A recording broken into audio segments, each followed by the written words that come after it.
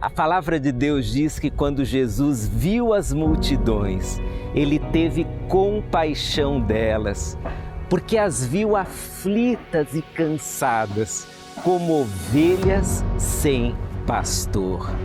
Olhemos para nossa cidade com o mesmo olhar que Jesus teve para as multidões. E vendo como Jesus viu, cumpramos a nossa missão, a missão de fazer discípulos aqui em Floripa e em todo o mundo.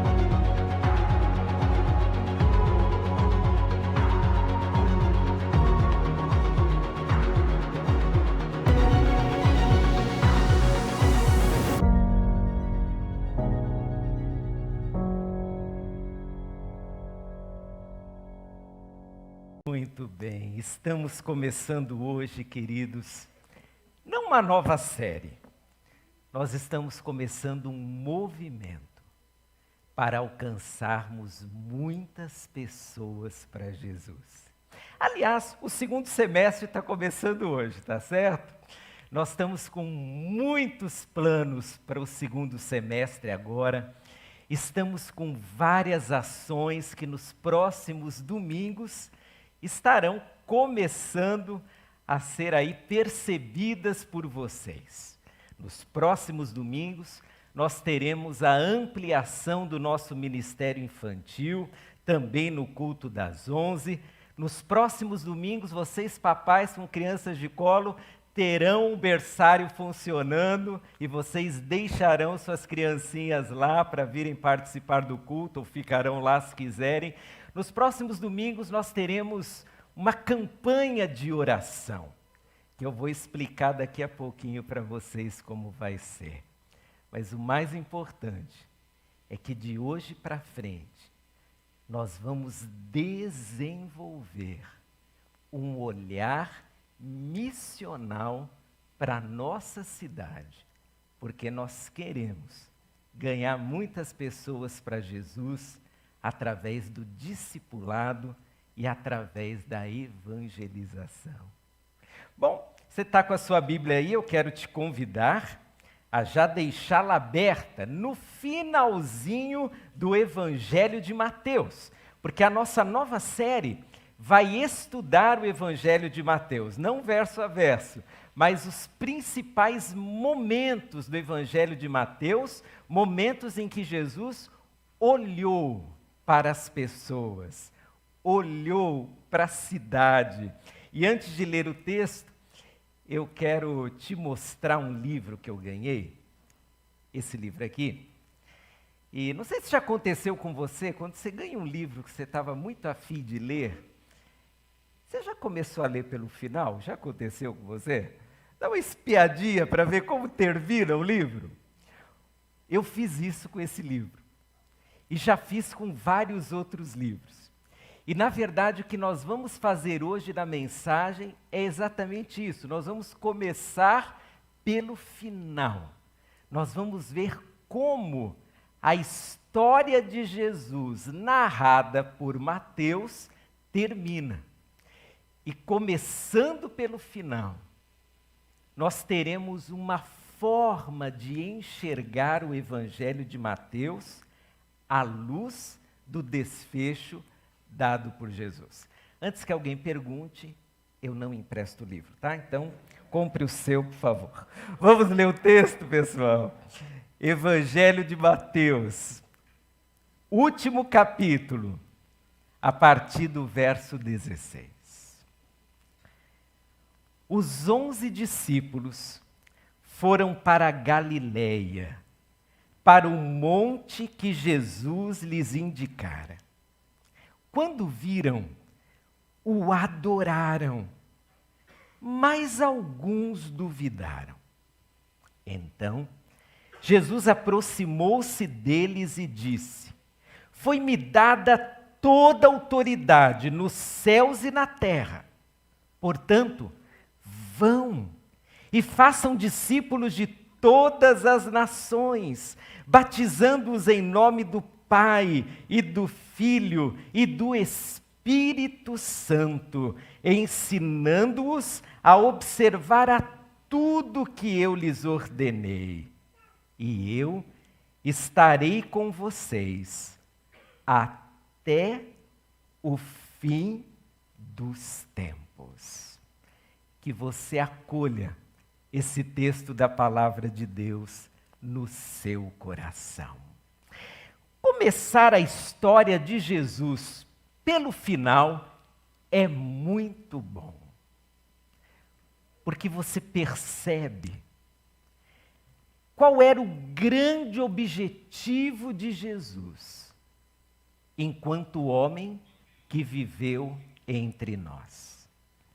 Jesus Cristo, ele ensinou, ele pregou, ele curou, ele libertou, ele ressuscitou mortos, ele andou pelas águas, ele fez muitas obras poderosas. Mas é no desfecho da história de Jesus que você entende por que ele realizou cada um dos milagres. Porque ele ensinou tantas lições do reino. Olhando para o final da história, você percebe que tudo tinha um objetivo. E qual era o objetivo? Era alcançar não apenas as pessoas da época em que Jesus Cristo viveu, mas alcançar homens e mulheres de todas as épocas e em todos os tempos. Quando nós lemos o desfecho da história, nós encontramos o grande objetivo do Evangelho, que é exatamente nos levar ao desenvolvimento de um olhar missional. Um olhar missional para as pessoas com quem a gente convive. Um olhar missional para a cidade onde a gente mora. Um olhar missional para o mundo. E antes que você pergunte, o que é um olhar missional? É um olhar diferente deste que nós temos naturalmente. É um olhar com missão.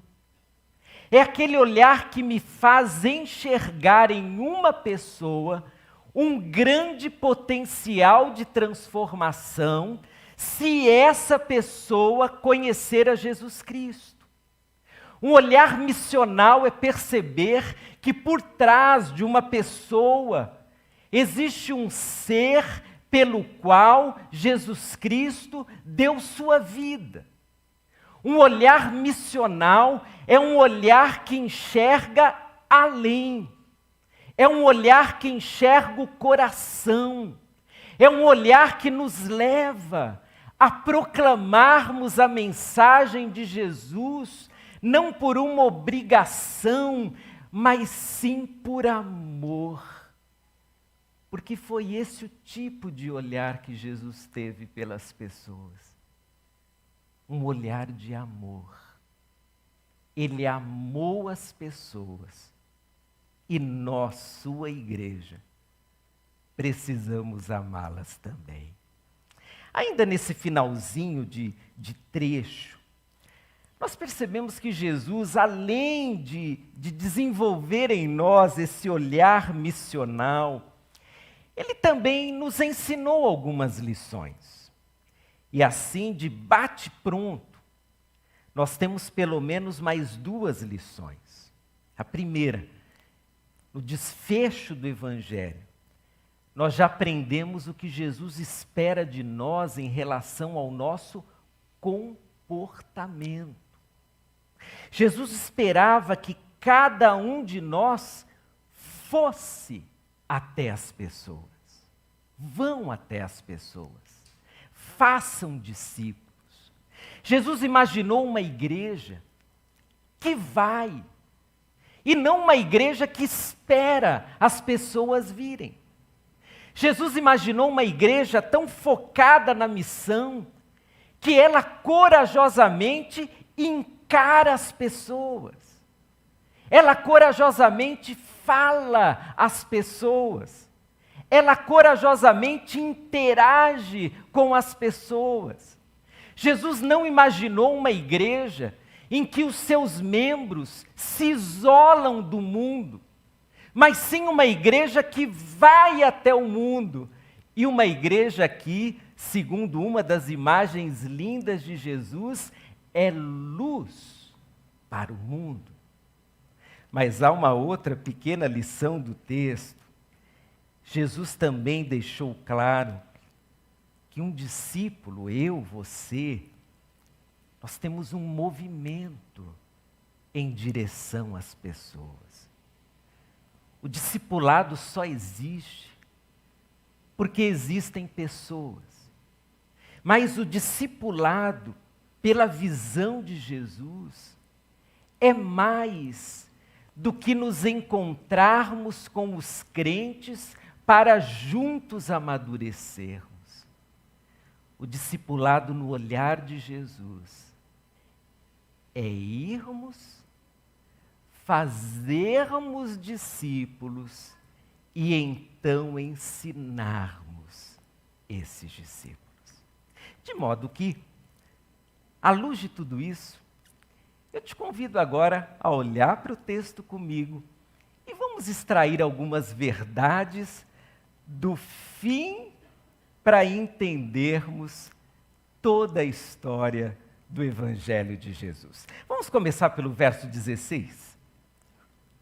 Diz assim, que os 11 discípulos foram para a Galileia, para o monte que Jesus lhes indicara. É o fim da história.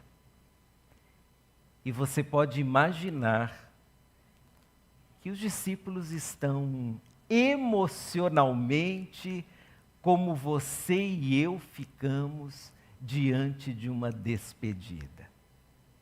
Eles estão meio chorosos, eles estão imaginando o que será de suas vidas sem o Senhor Jesus. Eles estão imaginando como será daqui para frente. Como que eles enfrentarão os desafios, o que eles farão. E Jesus Cristo resolve fazer a sua despedida em um local emblemático, a Galileia. Porque tudo começou na Galileia. Foi lá na Galileia que Jesus chamou seus primeiros discípulos. Foi lá na Galileia que Jesus fez o seu primeiro milagre. Foi lá na Galileia que os discípulos começaram a crescer com o Senhor Jesus. Então não é ocasional a despedida de Jesus na Galileia. Eu imagino que quando os discípulos se reuniram ali com Jesus, muitas coisas vieram à sua mente. Eles lembraram como tudo começou. Eles lembraram de tantas vezes em que Jesus se reuniu com eles para ensinar, para compartilhar. Quantos churrascos fizeram juntos, quantas pescarias, quanta conversa eles tiveram ali na Galileia. Mas agora, a Galileia é lugar de lágrima, é lugar de despedida, é lugar do desfecho. E quando Jesus chama aqueles homens para Galileia, para encerrar a história comum entre o mestre e entre os discípulos, ele começa a nos ensinar acerca de algo primordial no discipulado, acerca das lembranças, acerca da construção de relacionamentos que são tão importantes que nós nunca mais esqueceremos. Como que você fixa o valor de um relacionamento na história. Como que você faz isso? Você faz lembrando.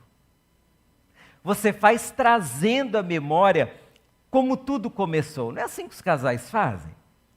Vamos fazer, 30 anos de casamento. Então, em geral, os casais fazem um filme do primeiro beijo até os dias de hoje. Primeiro beijo é exagero, tá?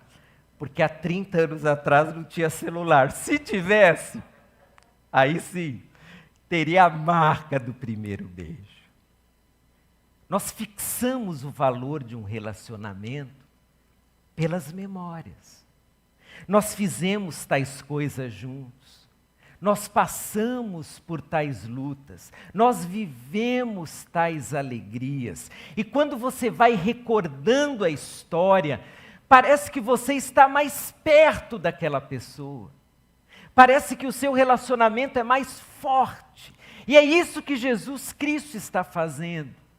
Quando Jesus resgata a história pelo local, pela Galileia, aqueles discípulos começam a lembrar como Jesus foi importante para nós, como Ele nos marcou, como Ele fez diferença na nossa vida.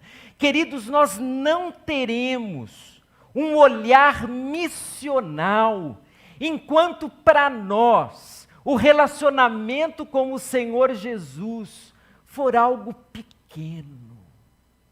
Nós não estaremos interessados nas pessoas enquanto o nosso relacionamento com Jesus, na nossa opinião, for algo de pequena dimensão. Mas, quando eu e você começarmos a valorizar o nosso relacionamento com Jesus, quando começarmos a lembrar quem éramos sem Cristo e quem somos com Ele, quando resgatarmos aqueles momentos em que nós pereceríamos se não fosse por Jesus, aí sim começará a nascer em nós um olhar missional. Porque nós olharemos para as pessoas e imaginaremos como que elas sem Jesus poderão vencer essas lutas. Como que essas pessoas sem Jesus conseguirão seguir em frente? Como elas conseguirão dar conta de uma vida tão intensa? Porém, o mais importante, como essas pessoas terão esperança de salvação. O relacionamento com Jesus é o início de um olhar missional. Quando Jesus é importante para mim, então eu começo a imaginar como Ele faz falta para as pessoas. Quando eu digo a mim mesmo, eu não consigo viver sem Jesus, então eu olho para os meus amigos que não têm Jesus, e eu começo a imaginar como que eles estão vivendo sem Jesus. Quando eu me lembro da importância de Jesus para mim, eu olho para o outro e digo, ele não pode viver sem Jesus Cristo. Mas, quando eu não valorizo o meu relacionamento com Jesus, quando eu acho que viveria bem se não tivesse Jesus Cristo, então eu não me importo em falar de Jesus às outras. Porque, lá no fundo, eu chego a cogitar que as pessoas viveriam bem sem Jesus. Quero te fazer um desafio hoje. O desafio de pensar na sua história sem o Senhor Jesus Cristo. O desafio de você imaginar o seu futuro sem o Senhor Jesus Cristo. Mas, para ser mais nítido ainda, que você pense o que seria do dia da sua morte sem o Senhor Jesus Cristo. Você consegue imaginar a agonia da sua própria morte, sem ter certeza da sua salvação, que é dada única e exclusivamente por Jesus? Lembrando disso, você, à semelhança dos discípulos, começa a construir uma memória maravilhosa. A memória do quanto Jesus é importante para você. Bom, vamos seguir no texto. E agora nós estamos no verso 17 e 18. É lá na Galileia, a memória dos discípulos está assim, cheia de boas lembranças, e agora, diz o texto, quando viram, o adoraram. Mas alguns duvidaram. Então Jesus aproximou-se deles e disse: foi-me dada toda a autoridade nos céus e na terra. A primeira frase do verso 17 é impressionante. Não são mais 12, agora são 11. São 11 homens que andaram com Jesus, foram 11 homens chamados por Jesus, foram 11 homens que viram os milagres de Jesus, foram 11 homens que conversaram com Jesus Cristo durante 3 anos. Mas diz o texto que alguns o adoraram, mas alguns duvidaram. Consegue acreditar nisso? Acreditar que alguém tão perto de Jesus não conseguiu crer que o Senhor Jesus Cristo, o papaizinho e a mamãezinha, para me ajudar, se vocês puderem sentar lá atrás, eu agradeço demais, senão me perco aqui, tá bom, queridos? Aí o bebezinho vai poder conversar na boa, sem problemas, tá bom? Obrigado, obrigado. É incrível imaginar que pessoas tão próximas de Jesus duvidaram que ele, Jesus, cumpriria a sua promessa de ressuscitar ao terceiro dia. É incrível que pessoas tão próximas do Senhor Jesus diriam: será mesmo? Será que ele, que ressuscitou pessoas, será que ele teve realmente poder sobre a morte para ressuscitar? Mas nós somos assim, irmãos. Nós somos como aqueles homens. Nós somos cheios de dúvidas. Nós somos cheios de questionamentos que, por vezes, nos afastam daquele relacionamento de entrega, mas também um relacionamento de fé. O Senhor Jesus ressuscita, está com os discípulos, alguns o adoram, mas alguns questionam: será mesmo? E esses que questionam, será mesmo Jesus, são aqueles que possivelmente teriam maior dificuldade em obedecer a Jesus. Porque quando eu questiono Jesus, quando eu imagino que algumas promessas não se cumprem mais, ou quando eu cogito que o poder de Jesus no passado era grande, mas quem sabe, com o advento da tecnologia, não será tão grande assim. quando eu imagino que Jesus Cristo não tem todo o poder que é descrito nas Escrituras, quando eu cogito isso, quando eu imagino isso, eu não tenho coragem para obedecer a Jesus. Porque algumas questões relacionadas à obediência só acontecerão quando eu olhar para Jesus, crendo que tudo que Ele prometeu se cumpre e crendo que tudo que Ele ordenou deve ser obedecido. Eu imagino que muitas pessoas não cumprem o ID de Jesus por essa causa. Porque não o levam a sério. Porque acham que não é necessário obedecer tudo que o Senhor Jesus mandou. Algumas talvez se sintam temerosas porque não creem em algumas palavras do Senhor Jesus, como a que virá logo em seguida: eu estou com vocês todos os dias. Vocês não estarão sozinhos.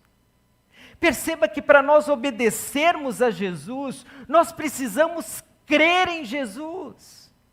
E se nós queremos ir até as pessoas, nós precisamos crer em Jesus totalmente. Mas vamos ver a segunda parte agora, o verso 18. Jesus se aproxima deles e disse: foi-me dada toda a autoridade nos céus e na terra. Segundo Martin Lloyd Jones, no seu comentário a esse texto, ele diz que essa frase é para aquele pessoal que duvidou. É para aqueles que ficaram perguntando: será mesmo que é Jesus? Então Jesus olha para eles e diz o seguinte: toda autoridade me foi dada. Eu sou o Jesus Todo-Poderoso. Eu sou o Jesus que estava presente lá na criação do mundo. Eu sou o Jesus que tem poder para tudo, inclusive para vencer a morte. Toda autoridade, autoridade nos céus, autoridade na terra. Eu sou o Jesus Todo-Poderoso. E fiquei imaginando que aqueles que duvidaram, agora quem sabe se rendem dizendo: Jesus, me desculpe, eu agora entendi, eu agora sei que Tu és o Jesus Todo-Poderoso, que Tu tens toda a autoridade. E se Jesus tem toda a autoridade, então eu vou obedecer. Se Jesus tem toda a autoridade, me deu uma ordem, eu vou obedecer. Talvez até o dia de hoje, para mim, era uma ordem esquecida. Para mim, era uma ordem que eu não levava muito a sério. Mas o Senhor Jesus está diante de mim dizendo: foi-me dada toda a autoridade nos céus e na terra. E no verso seguinte ele vai começar dizendo: portanto, por causa dessa autoridade, por causa desse poder, porque eu mando em tudo, eu sou Senhor. Então, por causa disso, vão e façam discípulos. No modelo tradicional de educação, que alguns de nós aqui recebemos dos nossos pais, e nossos pais receberam dos seus avós, havia uma linguagem muito interessante. Era a linguagem do olhar. Era mais ou menos assim.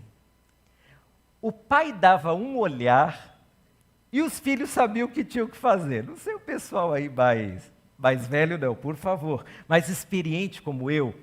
Acontecia com vocês que o pai olhava de um modo que a gente já sabia se tinha que ir, voltar, sair correndo. Era o olhar, era o olhar. Por que nós reagíamos assim ao olhar do pai? Por respeito. Porque reconhecíamos que ele era autoridade sobre nós. E não era apenas com papai e mamãe, porque cá entre nós que o olhar da mamãe também era fulminante. Era com qualquer tipo de autoridade. Com o passar do tempo, nós começamos a diminuir o impacto da autoridade sobre nós. Os professores hoje, em sala de aula, eles observam isso de uma maneira nítida. Porque se não tomarem cuidado, eles serão agredidos pelos seus alunos. Porque não há mais senso de autoridade, de respeito. Jesus, no verso 18, ele está se colocando como aquele que é digno de respeito por nós. Ele é autoridade sobre nós. Ele é Senhor da nossa vida.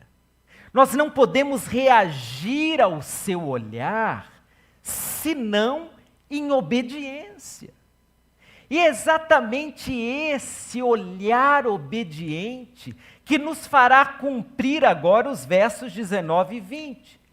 E nos fará olhar para onde Jesus quer que nós olhemos. Diz o texto, portanto, vão, porque foi-me dada toda a autoridade nos céus e na terra, vão e façam discípulos de todas as nações, batizando-os em nome do Pai, e do Filho e do Espírito Santo, e ensinando-os a obedecer a tudo que eu lhes ordenei.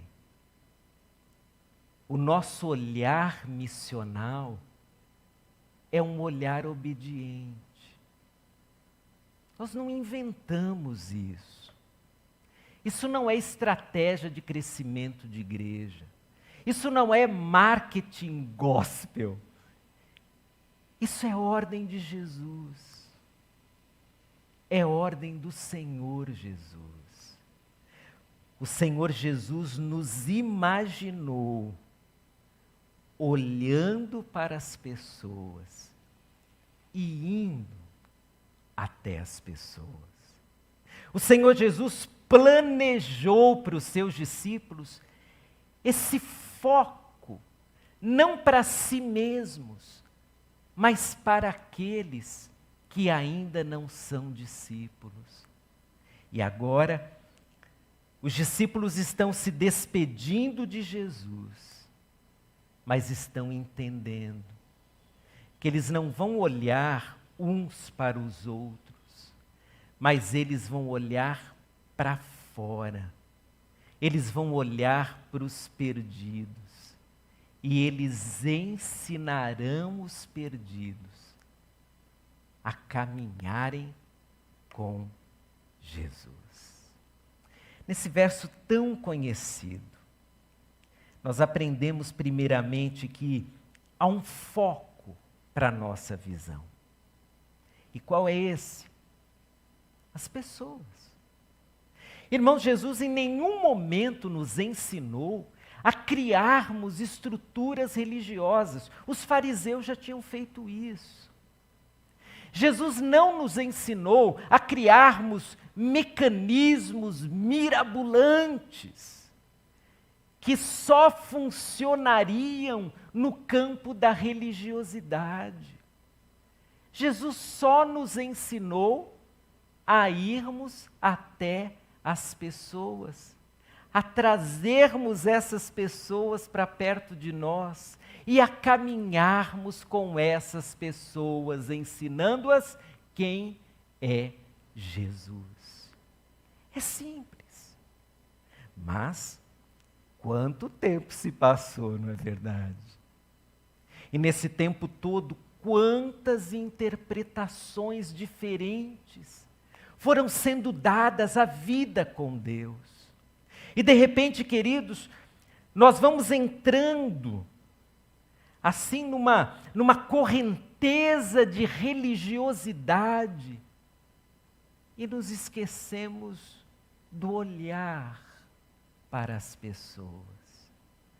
Nós podemos fazer muitas coisas, nós fazemos muitas coisas, mas o que é primordial para essa igreja são as pessoas. O que é mais valioso para essa igreja são as pessoas.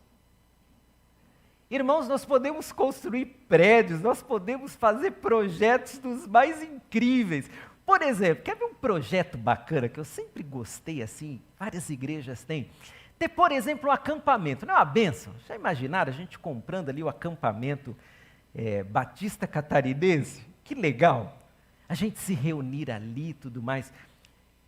Mas um acampamento não é a nossa missão, nem um prédio é a nossa missão, nem qualquer estrutura é a nossa missão. A nossa missão são as pessoas. E se um dia nós tivermos um prédio gigante, ou tivermos um acampamento maravilhoso, ou tivermos, sei lá, que outra estrutura o dinheiro possa comprar, tudo isso só se justificará por causa das pessoas. Porque o nosso olhar é para as pessoas. De vez em quando, alguém cogita assim, olha, e se um dia acontecer uma tragédia e um prédio chamado igreja for derrubado, o que será da igreja? Com a igreja não acontecerá nada. Porque nós somos a igreja. Então a primeira lição da direção do nosso olhar é essa, o nosso foco são pessoas. Jesus nos enviou as pessoas. E Jesus disse assim, pessoas de todas as nações.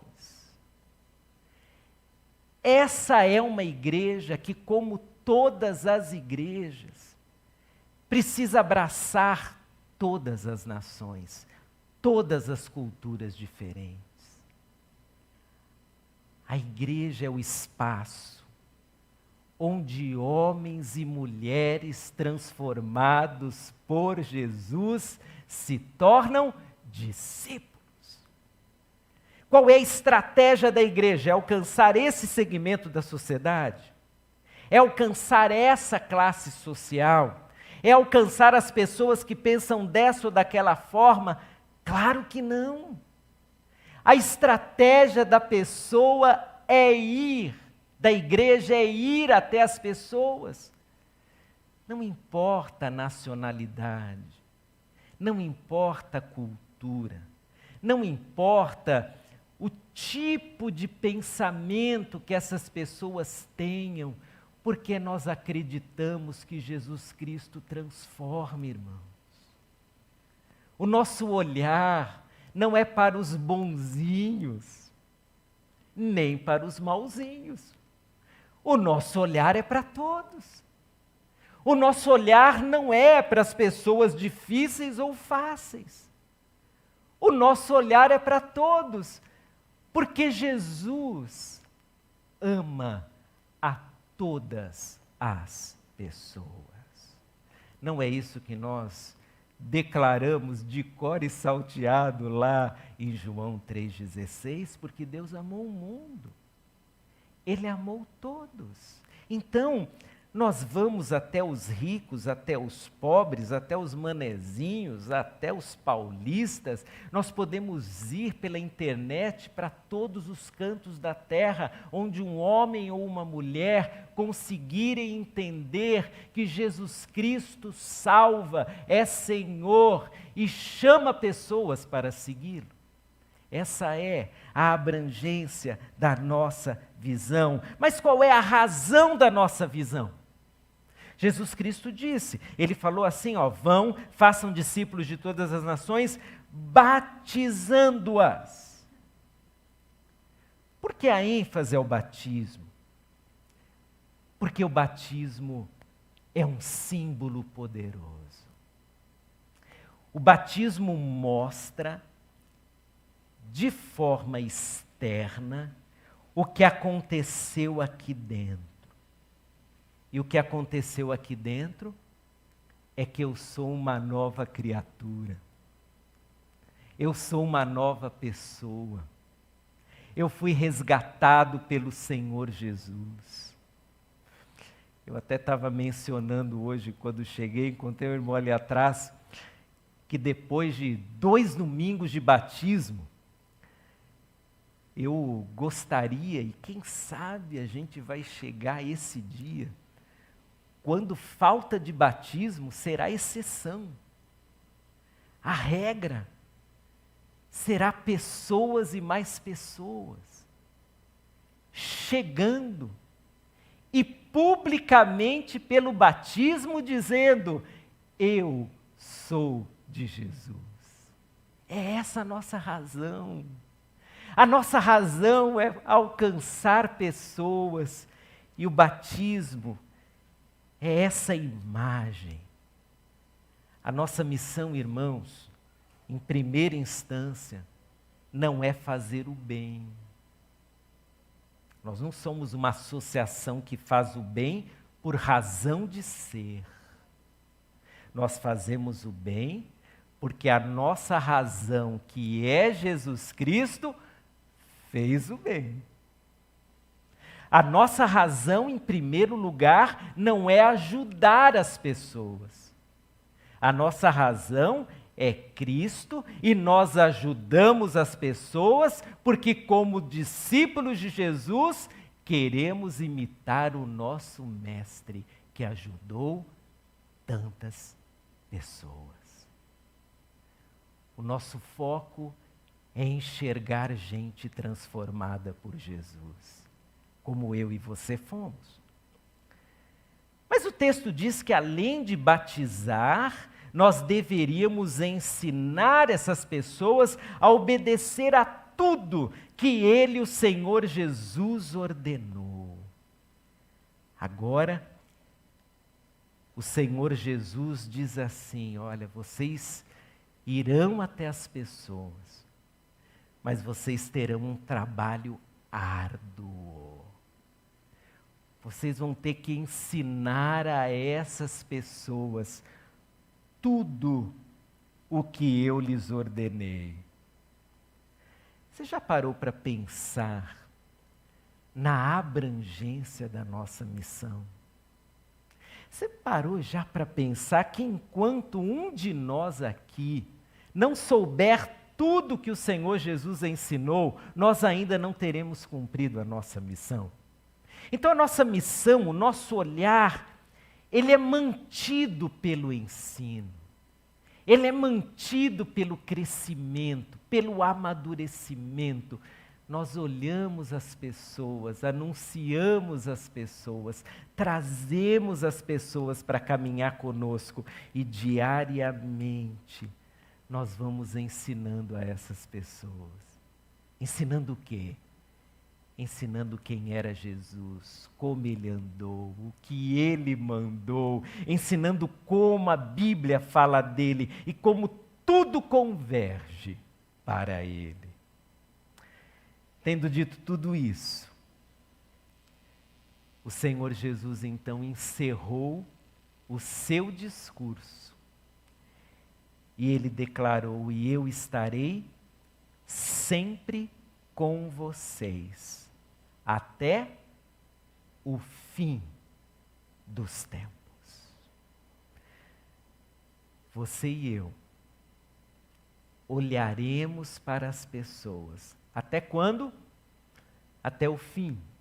Até o fim. E enquanto estivermos olhando para as pessoas, quem está conosco? Jesus Cristo. Ele é o nosso companheiro. Quando você olha uma pessoa sem Jesus, creia, Jesus já olhou para aquela pessoa antes. Quando você olha para um aflito sem esperança, creia, Jesus já olhou para aquele aflito antes. Quando você olha para alguém que diz: eu não sei o que fazer, eu estou perdido, Jesus já olhou para aquela pessoa antes.